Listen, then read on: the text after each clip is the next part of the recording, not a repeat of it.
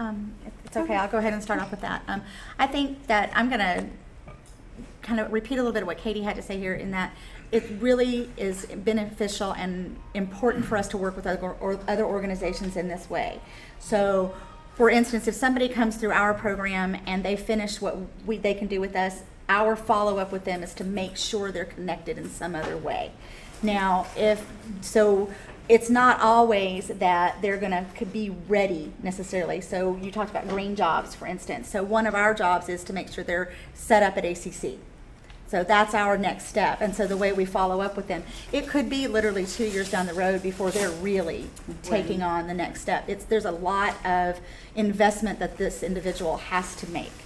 So that's, but the follow-up is actually, in addition to that, in my opinion, also a barrier to us doing our jobs well, because it's hard to keep up with people. It's one of the most difficult things to do. Okay? Yeah, we have one-on-one case managers, and our case managers have a caseload anywhere from 40 to 50 to 60 people at any given time. And so we follow up with everyone for at least 90 days after they're on the job. And we check in with the employer and the employee to see that the job is the right job for the person, that the person may have some problem solving that they need.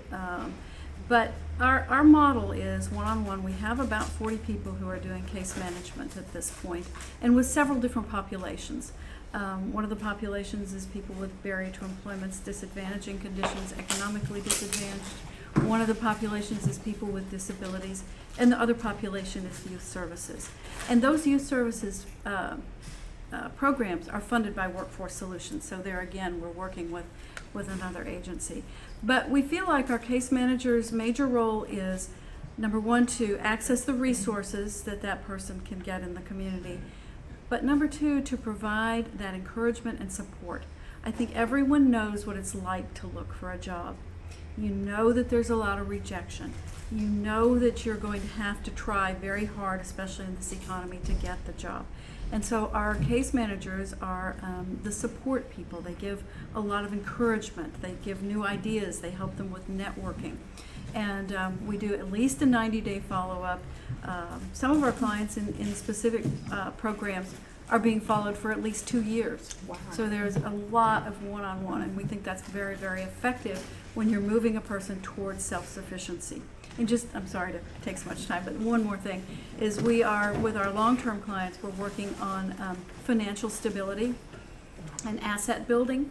So we're working with them on understanding banking, understanding a budget, understanding how you build assets, how you might be able to save for a car or a home, those kinds of things, so we can move people towards true self-sufficiency.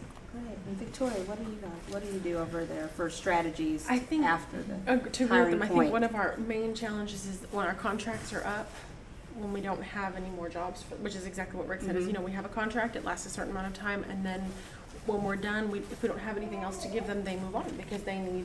And so I think that just kind of trying to continue with that follow-up and move forward, and also to try to secure more contracts so that we do have something for them after that year's time, or a year and a half, or 6 months. So I think that that's probably one of the big things, and also following the path. I think a lot of the times they're very transient in the sense that they're in someone's home, and then they could be in someone else's home. They may not have their own home. They may be in the home with somebody else. So I think it's hard for us to mail information or even call when the phones are disconnected. So those kinds of things I think are barriers for us. Okay.